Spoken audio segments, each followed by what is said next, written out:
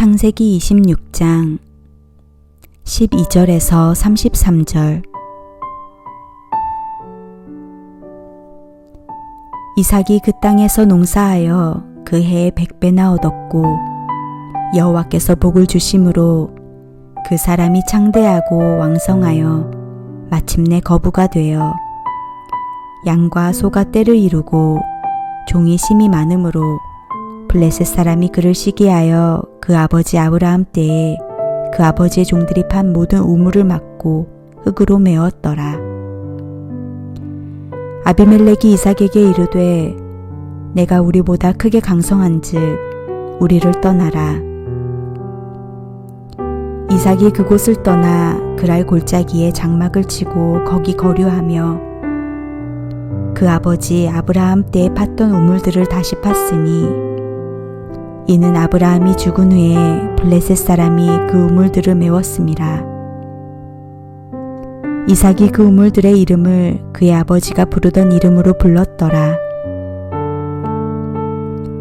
이삭의 종들이 골짜기를 파서 샘 근원을 얻었더니 그랄 목자들이 이삭의 목자와 다투어 이르되 이 물은 우리의 것이라 하매 이삭이 그 다툼으로 말미암아 그 우물 이름을 에색이라 하였으며 또 다른 우물을 팠더니 그들이 또 다툼으로 그 이름을 신나라 하였으며 이삭이 거기서 옮겨 다른 우물을 팠더니 그들이 다투지 아니하였으므로 그 이름을 르호봇이라 하여 이르되 이제는 여호와께서 우리를 위하여 넓게 하셨으니 이 땅에서 우리가 번성하리로다 하였더라. 이삭이 거기서부터 브에셀바로 올라갔더니 그 밤에 여호와께서 그에게 나타나 이르시되 나는 내 아버지 아브라함의 하나님이니 두려워하지 말라. 내 종 아브라함을 위하여 내가 너와 함께 있어 내게 복을 주어 내 자손이 번성하게 하리라 하신지라. 이삭이 그곳에 제단을 쌓고 여호와의 이름을 부르며 거기 장막을 쳤더니 이삭의 종들이 거기서도 우물을 팠더라. 아비멜렉이 그 친구 아웃삿과 군대 장관 비골과 더불어 그랄에서부터 이삭에게로 온지라. 이삭이 그들에게 이르되 너희가 나를 미워하여 나에게 너희를 떠나게 하였거늘 어찌하여 내게 왔느냐. 그들이 이르되 여호와께서 너와 함께 계심을 우리가 분명히 보았으므로 우리의 사이 곧 우리와 너 사이에 맹세하여 너와 계약을 맺으리라 말하였노라. 너는 우리를 해하지 말라. 이는 우리가 너를 범하지 아니하고 선한 일만 내게 행하여 내가 평안히 가게 하였음이니라. 이제 너는 여호와께 복을 받은 자니라. 이삭이 그들을 위하여 잔치를 베풀매 그들이 먹고 마시고 아침에 일찍이 일어나 서로 맹세한 후에 이삭이 그들을 보내매 그들이 평안히 갔더라. 그날에 이삭의 종들이 자기들이 판 우물에 대하여 이삭에게 와서 알리어 이르되 우리가 물을 얻었나이다 하매 그가 그 이름을 세바라 한지라. 그러므로 그 성읍 이름이 오늘까지 브에셀바더라.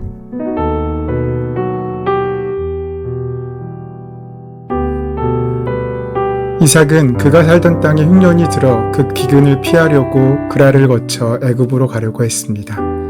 그런데 애굽으로 가지 말라는 하나님의 말씀을 듣고 그 땅에 머무릅니다.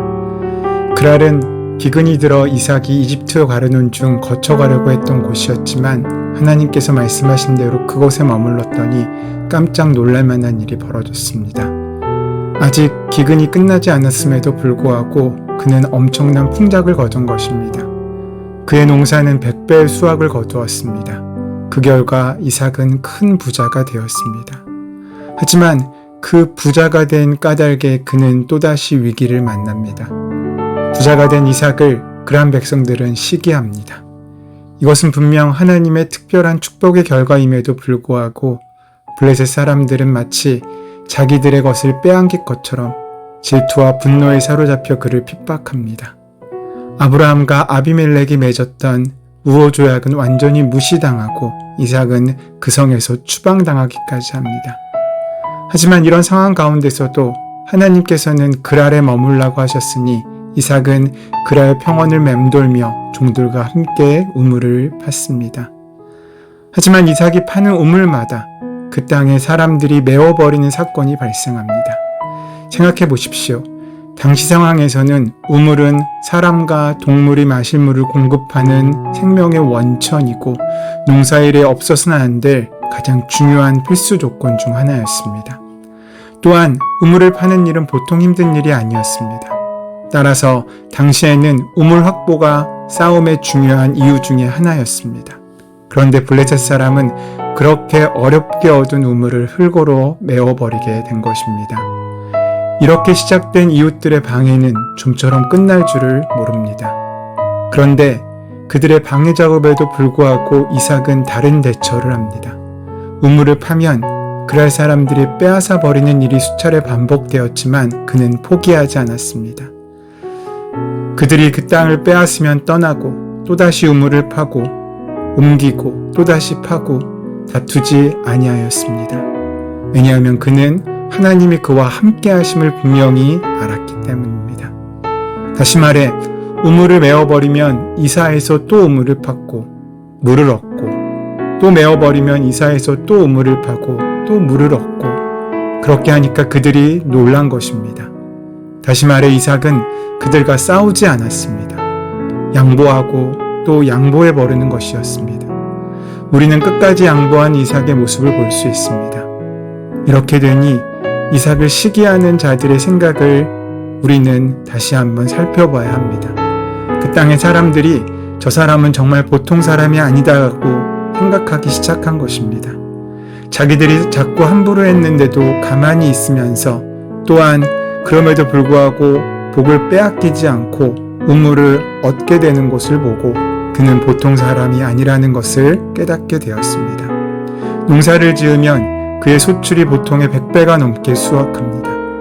우물을 몇 번이나 메워 화를 돋구었음에도 불구하고 참아버립니다.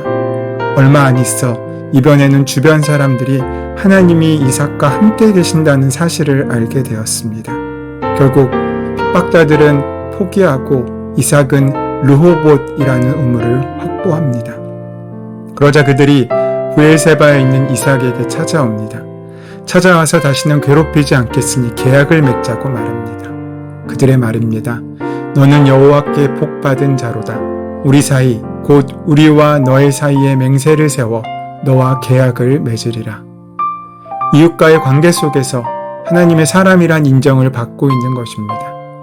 이 땅을 살면서 주님으로부터 복받은 사실을 자기 스스로 깨닫는 것도 중요합니다.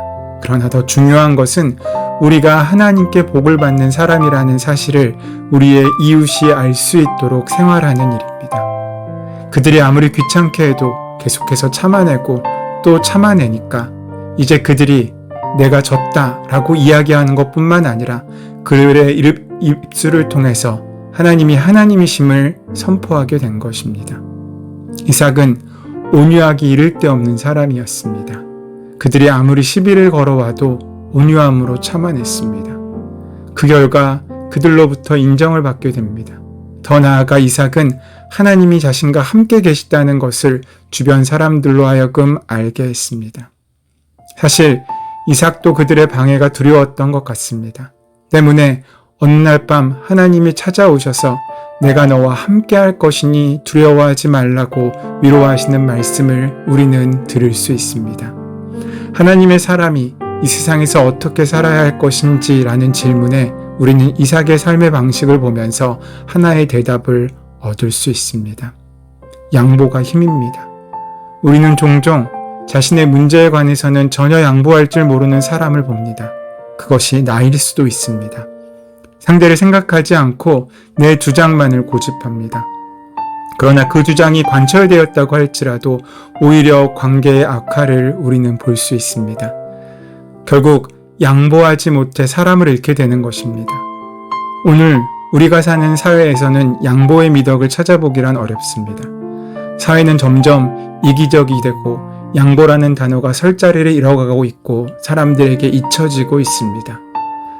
하지만 우리가 기억해야 할 것은 아브라함이 롯에게 선택권을 양보함으로 하나님으로부터 위로와 복을 받았듯이 오늘 이삭 또한 양보를 통해 복을 받아 그 복을 누렸다는 사실입니다. 분명히 기억하십시오. 우리가 양보할 때 하나님께서 위로하시고 채우십니다. 그러하기에 양보가 힘입니다. 양보는 그저 패배하거나 도망치는 것이 아니라 하나님의 채우심을 기억하며 인정하며 하나님을 믿기에 그에게 나의 이익을 맡길 수 있고 더 큰 하나님의 은혜를 소망하며 사랑하며 붙잡는 것이라고 할 수 있습니다. 우리 안에 더 큰 은혜를 만나기 위해 우리 안에 있는 작은 은혜를 비워놓는 과정이라는 것이지요.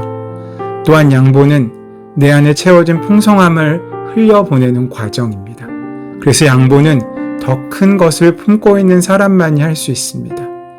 양보는 여유 있는 사람만 할 수 있습니다. 양보는 그 속이 든든함으로 꽉 차 있는 사람만 할 수 있습니다.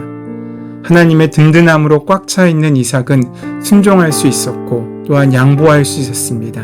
그 결과 그의 양보는 패배도 굴종도 아닌 하나님의 지경이 넓어지는 복의 근원 같은 아버지의 삶을 살 수 있게 된 것입니다. 남들이 보기에 이삭은 소득 없이 우물만 파는 인생이었지만 그는 결국 위대한 승리자였습니다. 하나님께서 함께 하시는 은혜가 우물을 지키는 것이 아니라 믿음으로 우물을 팔 때마다 물을 주시는 것임을 그는 알았기 때문입니다.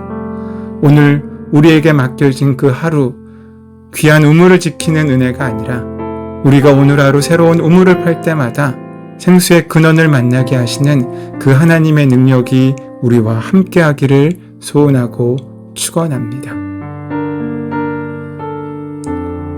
거룩하신 하나님, 말씀의 순종을 통해 주님의 나라의 법도를 더욱더 깊이 경험할 수 있도록 인도하여 주시옵소서. 내 것을 고집하지 않고 하나님이 주실 것을 기대함으로 더 큰 축복을 만나는 은혜의 삶이 시작되는 귀한 하루 되게 인도하여 주시옵소서. 우리 주 예수 그리스도의 이름으로 기도드립니다. 아멘.